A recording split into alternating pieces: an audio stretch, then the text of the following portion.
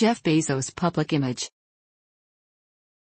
Journalist Nellie Bowles of The New York Times has described the public persona and personality of Bezos as that of a brilliant but mysterious and cold-blooded corporate titan. During the 1990s, Bezos earned a reputation for relentlessly pushing Amazon forward, often at the expense of public charity and social welfare. His business practices projected a public image of prudence and parsimony with his own wealth and that of Amazon. Bezos was a multi-billionaire who hung his clothes on a rack in his Amazon headquarters office and drove a 1996 Honda Accord. Throughout the early 2000s, he was perceived to be geeky or nerdy, often wearing ill-fitting clothing and making a variety of social missteps. Bezos was seen by the public as needlessly quantitative and data-driven. This perception was detailed by Alan Deutschman, who described him as talking in lists and enumerating the criteria, in order of importance, for every decision he has made.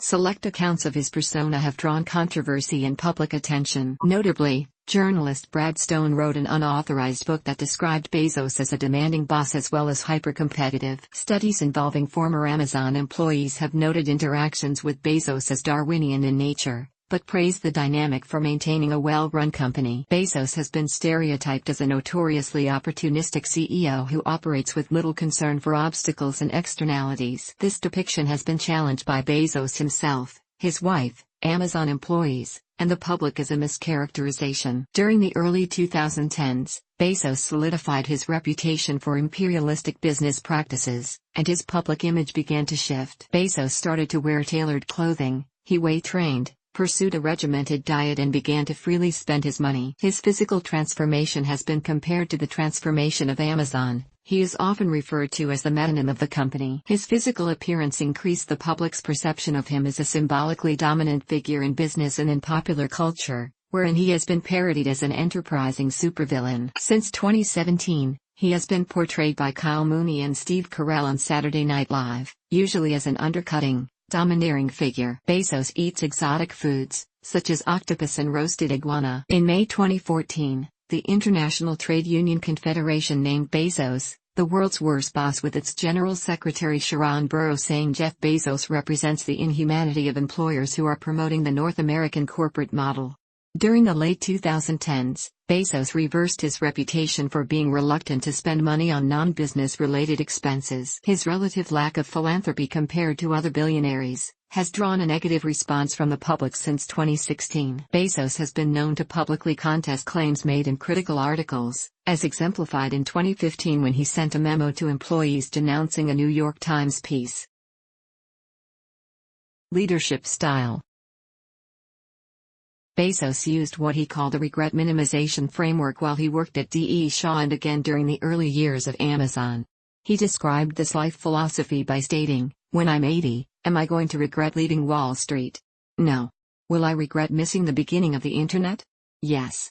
During the 1990s and early 2000s at Amazon, he was characterized as trying to quantify all aspects of running the company, often listing employees on spreadsheets and basing executive decisions on data. To push Amazon forward, Bezos developed the mantra "Get Big Fast," which spoke to the company's need to scale its operations and establish market dominance. He favored diverting Amazon profits back into the company in lieu of allocating it amongst shareholders in the form of dividends. Bezos uses the term work-life harmony instead of the more standard work-life balance because he believes balance implies that you can have one and not the other. He believes that work and home life are interconnected, informing and calibrating each other. Journalist Walt Mossberg dubbed the idea that someone who cannot tolerate criticism or critique shouldn't do anything new or interesting, the Bezos principle.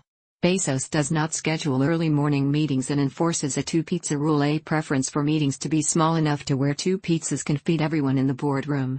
When interviewing candidates for jobs at Amazon, he has stated he considers 3 inquiries: can he admire the person, can the person raise the common standard, and under what circumstances could the person become exemplary.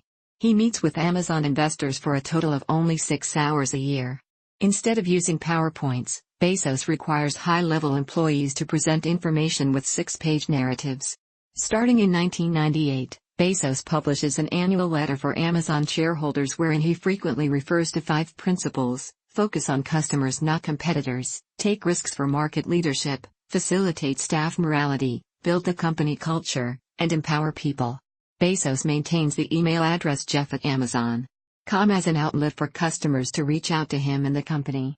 Although he does not respond to the emails, he forwards some of them with a question mark in the subject line to executives who attempt to address the issues.